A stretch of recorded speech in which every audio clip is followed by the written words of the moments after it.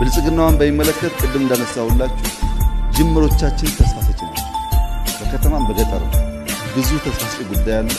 እድገታችንም ይጨምራል፣ ኤክስፖርታችን ይጨምራል፣ ገበያችን ይጨምራል። እንደ መንግስት ያለን ቁመና ይጠናከራል። የተሻለ ዴሞክራሲያዊና ኢንክሉሲቭ ከባለፈው ምርጫ የተሻለ ኢንክሉሲቭ ምርጫ ኢትዮጵያ ውስጥ ይካሄዳል። ይሄን የማይፈልጉ ሰዎችስ አሉ፣ ይኖራሉ፣ ጮኻሉ፣ ይሳደባሉ፣ ጎፈንድሚ ይሰበስባሉ። እኛስ ኮሪደር እናለማለን፣ ስንዴ እናስፋፋለን፣ ህዳሴ እናስመርቃለን፣ ምርጫ እናካሂዳለን። ይቀጥላል ማለት ነው። ኢትዮጵያ ትቀጥላለች። የሚጮህ ድምፅ፣ የሚሳደብ ድምፅ፣ ተስፈኛ ድምፅ ሁሉ ይጥፋ ብላችሁ አታስቡ። እነሱ ይሳደቡ፣ እናንተ ስሩ።